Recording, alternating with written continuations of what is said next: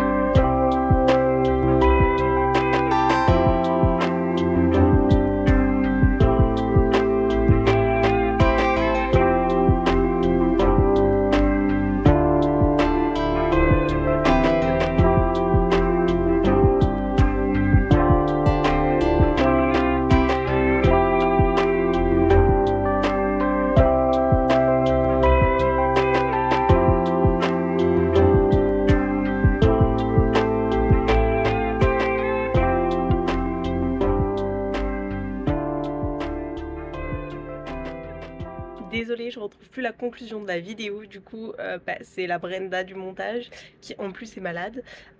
Pour conclure, c'était une journée franchement fantastique. J'en garde un souvenir génial du Futuroscope. Je trouve le parc magnifique. Vraiment, je le dirai jamais assez. Il est vraiment magnifique.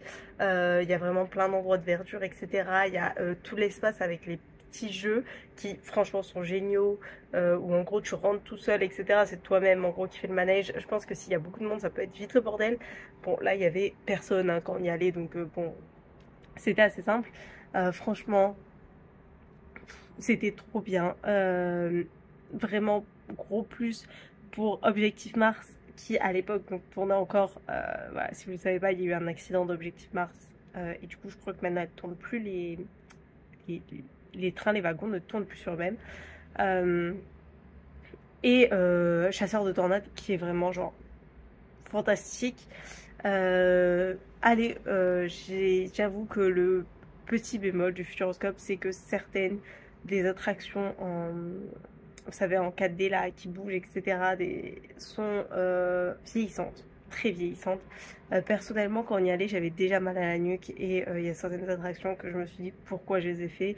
Ça a été pour moi une catastrophe. Vraiment, j'étais limite aux larmes quoi, pendant l'attraction, tellement j'étais mal. Mais après, j'avais déjà mal à la nuque, mais après, c'est vrai qu'elle faisait assez mal. Donc, ouais. Après, ils sont du boulot à faire sur ça, mais soyons honnêtes, je vais être honnête avec vous. Je crois qu'on a payé l'entrée, un truc genre 17 ou 18 euros. C'était moins de 20 euros par personne. Bon, bah voilà, quoi. Un parc quand même qui a pas mal d'attractions où on a pu du coup tout faire hein, plusieurs fois. Je crois Objectif Mars, on l'a fait genre 6 ou 7 fois dans la journée.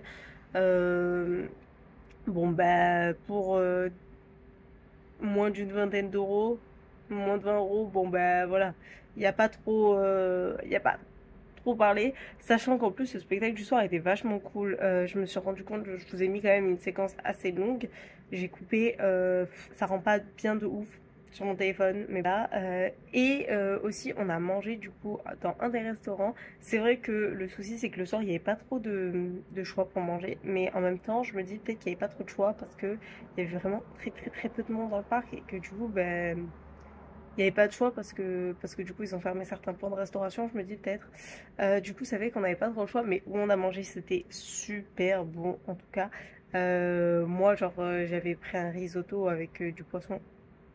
C'était trop bon. Et vu que le seul truc c'est qu'il avait dit bien cuite, je crois, sa viande, elle n'était pas cuite en fait là-bas, c'était ma bonne cuisson qu'il avait demandé, bon c'est pas grave. Mais voilà, mais en tout cas je vous recommande énormément le Futuroscope si vous n'avez jamais fait ce parc. Moi de sûr j'y retournerai, ça c'est obligé, vraiment, et j'ai hâte d'y retourner. Donc j'espère que cette vidéo vous a plu et n'hésitez pas à mettre un petit pouce bleu, à vous abonner et à liker si vous aimez. Et moi je vous dis à la prochaine, ciao!